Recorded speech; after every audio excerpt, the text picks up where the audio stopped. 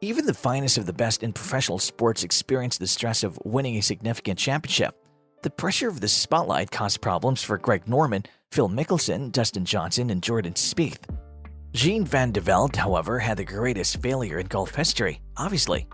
Nobody wants to be on such a list, but even the strongest athletes can falter under pressure. And in this video today, we're bringing the top 10 golfing blunders in history. Number 10. US Open Olympic Club 1966, played by Arnold Palmer. 1955, an unknown Jack Fleck birdied the final hole to force a playoff with Ben Hogan. Jack Nicklaus, Tiger Woods, and Arnold Palmer are typically mentioned when discussing the greats of golf. In terms of personality, Arnie was unsurpassed. He began the 1966 Open Tournament at the Olympic Club with a 71 before shooting to the top of the leaderboard with a 66. He was awarded the championship. Palmer outperformed Billy Casper by 3 shots in the third round with a score of 70. Palmer needed to make a tough up and down for par just to tie Casper in the playoff.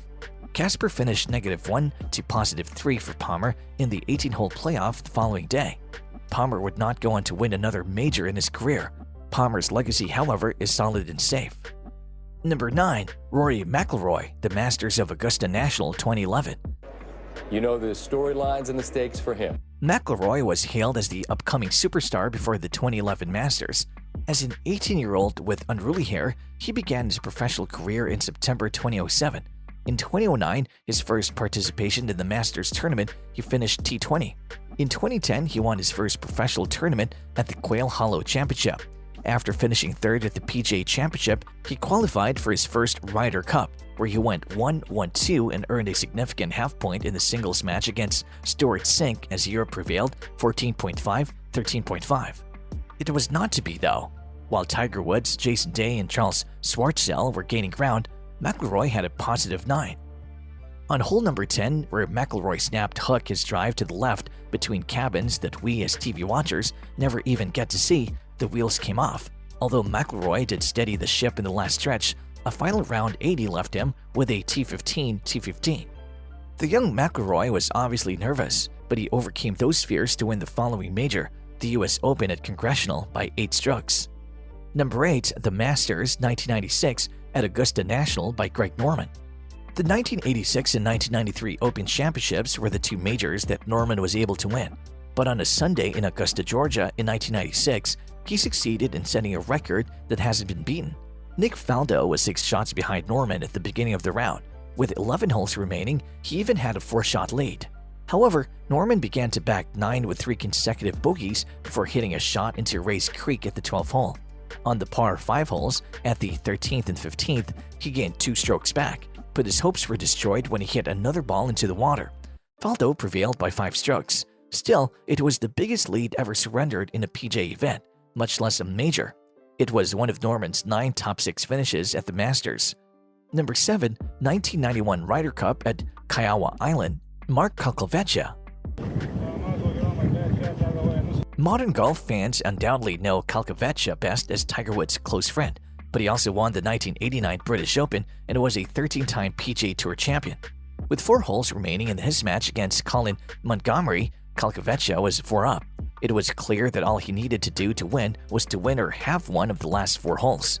Ultimately, it didn't matter because the United States won 14.5-13.5, although it wasn't one of Kalkovechia's better plays.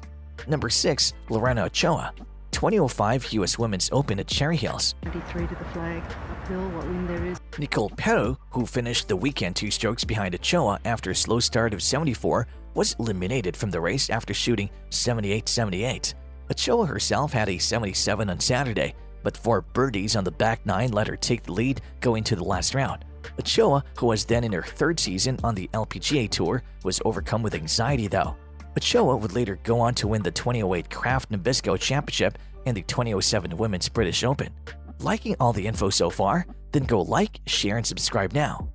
Number 5. Jean Van de Velde, 1999 British Open at Carnoustie. Van de Velde won 2 European Tour competitions throughout his career. His dramatic collapse at the 1999 Open Championship at Carnoustie, though, is all that everybody remembers about him.